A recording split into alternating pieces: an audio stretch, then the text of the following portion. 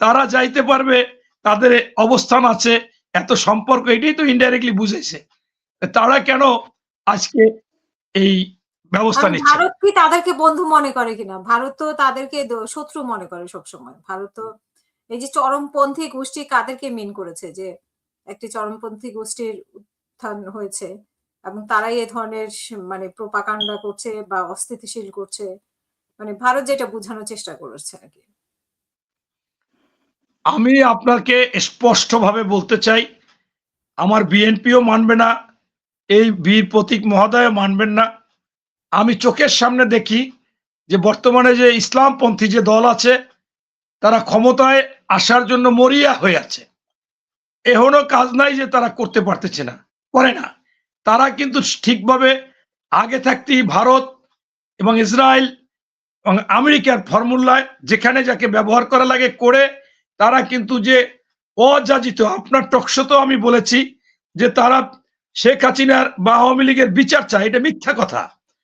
তারা আজ পর্যন্ত কোনো আওয়ামী লীগের যখন ঝটিকা মিছিল নামছে একজনকেও ধরে দেয় নাই, একটা মামলা করে নাই। এখন আবার বক্তৃতায় সেটা বলে যে আওয়ামী লীগের নামে আমরা মামলা করি নাই, ধরে দিই নাই। এই বিচারের কাজ হচ্ছে যাদের সেখানে সব জামাতের লোক বসা, ওই তাজুল, ওই শিশিরমণি, ওই তামিম, সব জামাতের দামধারী পদ আছে, তারা বিচার করবে। সমস্যা কোথায়? এখন এইটা হচ্ছে আমাদের দেশকে অস্থির এবং নির্বাচন ভারতের ফর্মুলায় না করতে দেওয়ার জন্য এটা বলছে। এরপরই বলেছে সংস্কার। এই সংস্কার জামাত আমাদের সাথে মিলে দিছে, সেইগুলোই সবাই দিছি, অন্যরাও আলাদাভাবে দিছে, সেইটা ঘোলা করতেছে। সেই সংস্কার লাগে 2 মাসও লাগে না। সেইখানে বলে সংস্কার না হইলে মাথা এমন লড়ায় জামাতের সেক্রেটারি, এরপর নায়েবে আমির, এরপর চরমনাই, এই বাংলার মাটিতে কোনো নির্বাচন হতে দেওয়া হবে না। এরপর নিয়ে আসলো আপনার পিয়ার। এই পিয়ার না হইলে তো বাংলাদেশে আর নির্বাচন হবেই না, হবেই না।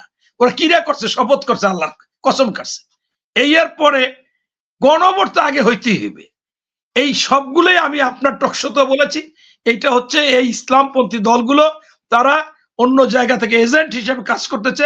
এটা মূল এজেন্ট হচ্ছে ভারতের। তারা বলছে নির্বাচন এখন করতে দেওয়া যাবে না, দেরি করতে হবে, তাইলে আওয়ামী লীগের সুবিধা। এই এজেন্ডা বাস্তবায়ন করেছে, কিন্তু কেউ বিশ্বাস করতেছে না।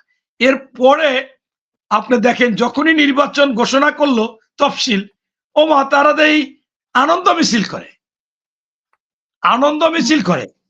এখন এরা আসলে যে কি করতেছে, আপনার আমাকে একজন প্রশ্ন করেছে যে আপনাদের মহাসচিব মহোদয়, সাংবাদিকরা জিজ্ঞাসা করেছে তফসিল ঘোষণা করছে, আপনার মন্তব্য কি, কেমন হয়েছে? বলছে যে মোটামুটি ভালো। এই মোটামুটি ভালো বললো কেন? আমি বললাম মোটামুটি ভালো বলছে এই জন্য যে জামাতের বড় সমাবেশে বসে শাহজাহান চৌধুরী বলে প্রতিটি আসনের প্রশাসন জামাতের কথায় উঠতে হবে, বসতে হবে, যাকে গ্রেপ্তার করতে বলবে তাকে গ্রেপ্তার করতে হবে, এবং যারা প্রিজাইডিং অফিসার হবে, সহকারী প্রিজাইডিং, সেই প্রাইমারি শিক্ষক, হাই স্কুলের শিক্ষক, দাঁড়িপাল্লার নামে জিকির করতে হবে। টিওনো কি এলাকায় করবে না করবে জামাতের প্রার্থীর কাছে জিজ্ঞাসা করে করবে। থানার ওসি প্রোটোকল দেবে, সকালে যাই বসে থাকবে প্রার্থীর। আর যে 57টা দলের প্রার্থী থাকবে তাদের কোনো ভূমিকা নাই। এই কথা কেন বলে? বলে এই জন্যই আমরা বলছি মোটামুটি আমরা নিরপেক্ষতা দেখতে চাই। একদিন পরে আমরা দেখলাম আপনার সেই জালকাঠি প্রার্থী, ওই লুঙ্গির তলে থাকা কিন্তু বিএনপি, আমি আপনাদের টকশোতে বলছি সে বিএনপি না, আওয়ামী লীগের সময় বলছি, সবাই বলছে উনি কোনোদিন বিএনপি করে নাই। সে ডক্টর ফয়জুল হকের বাড়িতে ডিআইজি, এসপি, ডিসি তার বাড়িতে দাওয়াত খাইতে গেছে। এই কোন দেশে কি অবস্থা, কেন এইটা হয় কেমনে?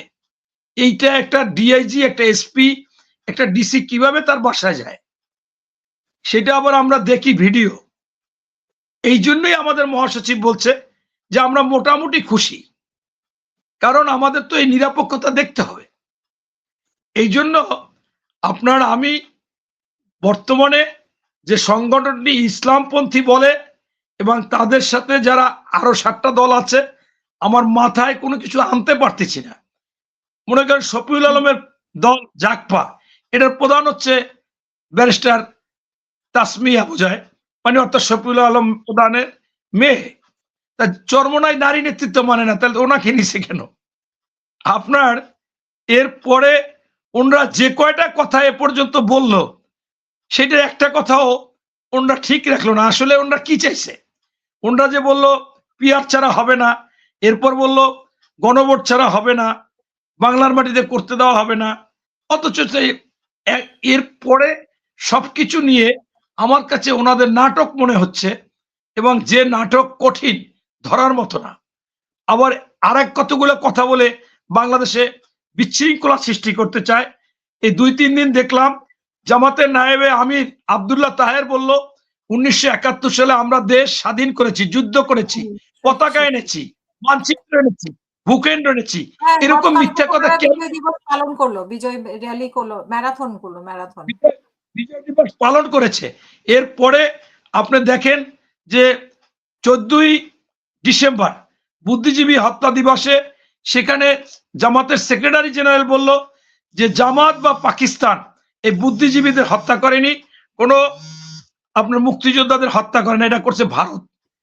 অর্থাৎ আমরা বাংলাদেশের মানুষ যখন ভারত বিরোধী চিন্তা করছে, কাজে লাগাই দিই না, কি করতেছে আমি জানি না। এখন এইগুলো কি কালকে একটা জায়গায় আপনার এই যেমন খুশি তেমন সাজো, সেইখানে রাজাকারের দেখাইছে, রাজাকার নির্যাতন করতেছে একটা মহিলাকে, সেইখানে জামাতের লোকজন সেইখানে বাধা দিচ্ছে, হট্টগোল বাজাইছে, পাওয়ার খাটাই দেখেছে, তখন ছাত্ররা রাজাকারের মিছিল দিছে বিরুদ্ধে, যে এই বাংলায় রাজাকারের ঠাঁই নেই। এখন তোমরা কি চাচ্ছে? আমরা তো একটা নতুন বাংলাদেশে এত, এবং আরেকটা ব্যাপার আপনার মনে আছে কিনা, আমার কাছে এই মুহূর্তে ভিডিওটা নাই, জামাতের আমির মহোদয় বলছে যে এই নির্বাচন হলে, পিআর ছাড়া বা এই গণভোটের আগে নির্বাচন হলে বাংলাদেশে গৃহযুদ্ধ হবে। এখন সেইটা উনি কত লাশ চায়? আপনার ৭১ সালে এটা করলো, ২৪-এ আমরা দেখলাম এটা হলো, এখন উনি আবার এটা বলে কেন? এখন সর্বশেষ আমার কাছে মনে হচ্ছে এটা একটা জটিল বিষয় রাজনীতির। এটা ক্ষমতা যাওয়ার যে অপচেষ্টা বা দাবি, সেই ঘটনার কারণে একটার পর একটা ঘটনা ঘটতেছে, এবং এটা যদি ঘটে বাংলাদেশের জন্য এটা ভালো হবে না। ধন্যবাদ।